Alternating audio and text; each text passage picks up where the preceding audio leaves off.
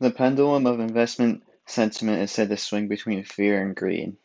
This was said by Adam Hayes, who has 13 years of experience in the stock market and about 8 years of experience as a personal stockbroker. Um, Both me and Adam are similar in the fact that we both started investing when we were young, and obviously for Adam, it's worked out very well now. He's about 40 years old. But as for me, I'm only 21 now, so I'm still working on learning all the basics. Stock market is a great thing to get involved with because you can make a lot of money from your house. It's very easy for people to learn, and you're investing in your future. I'm here to explain stock market trading, what a stock is, and how you trade it on the stock market, and the state of today's stock market. Both stocks and shares are a very similar term, they mean the same thing. Within them, a stock or share is basically a slice of a company, your equity in a company. You're paying to be a part owner of the company, basically. With stocks, there are two different kinds. There's a common stock, which basically carries voting rights. You're able to vote on maybe who's going to be the next CEO of the company, internal things with going on within the company. And you also have preferred stock, which is basically a stock that pays dividends, which a dividend is you part of the profit that the company makes. So every quarter, a company is required to release a P&L, which is a profit loss statement, to see whether it made money or lost money. And if it made money, then you get some of that money back. Um, the prices of a stock are set by supply and demand, basically. So if a lot of people want the stock, then the price is going to go up. If not a lot of people like it, then the stock price is going to go down.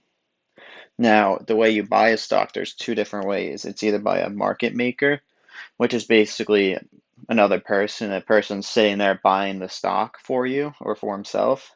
Or there's trading systems, which has taken over today's stock market, which is just online systems where trades are automatically placed through a computer, app on your phone, etc.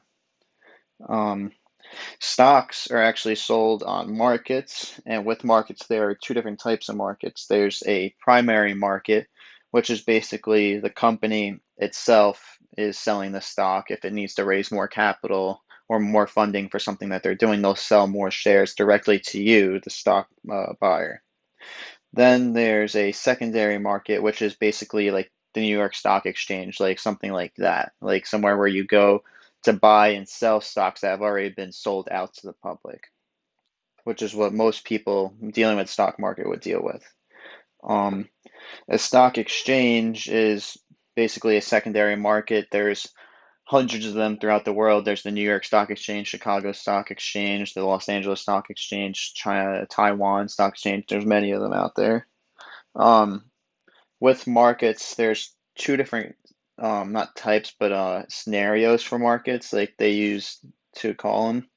There's a bear market, which many people say we're in now, where there's not a lot of buyers, not a lot of people are trying to buy stocks, and stock prices are typically trending downwards. Then there's a bull market where there's a lot of buyers and stock prices are typically trending upwards. Um, Adam Hayes, as I quoted before, had an article titled "How Does the Stock Market Work?" And I quote, he said, "The reality is that investing in the stock market carries risk, but when approached in a disciplined manner, it is one of the most efficient ways to build up one's net worth."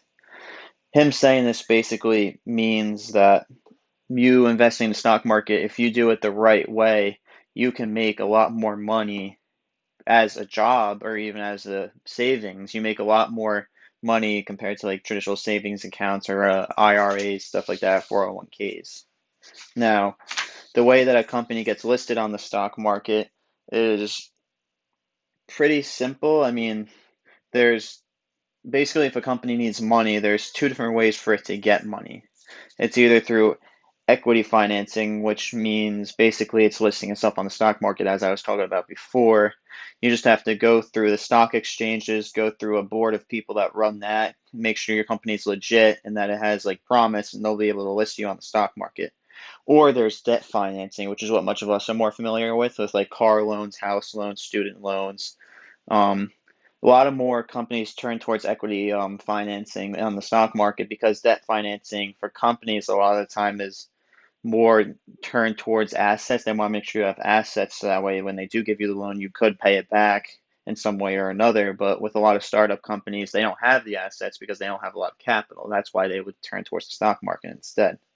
Um, the Nasdaq, which is an index of made up of many different stocks, but also probably the most popular website to find stock information, stated in an article called "What is the Stock Market?" that a company does this by selling stock, which is a partial ownership of a share or corporation. If the company is growing, the value of each share usually goes up, which is basically saying that a company will raise money, as I stated before, by selling stocks, whether it's like through a primary market where you're buying a stock directly through the company, or a secondary market where somebody's buying and selling stocks that have already been put out in the market.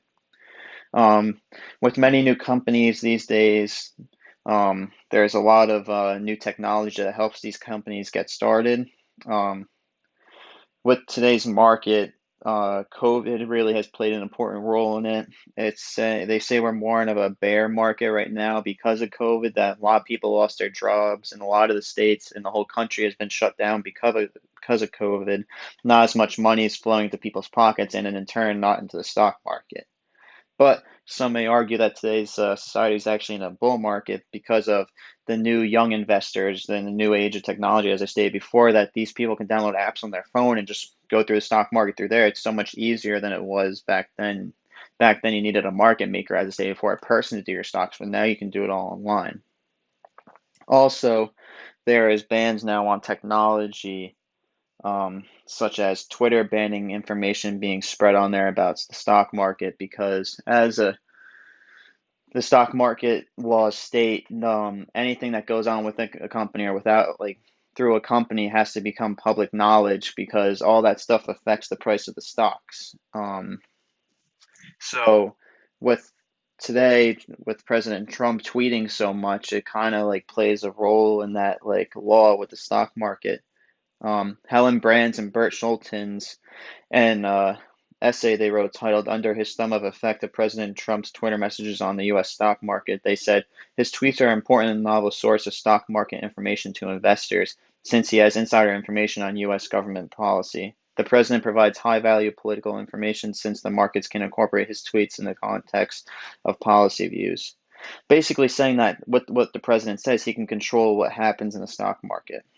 Um, in conclusion, I hope that all you guys have took a greater knowledge in what the stock market is and how it works, and how today's stock market is affected by different things that are going on in everybody's lives.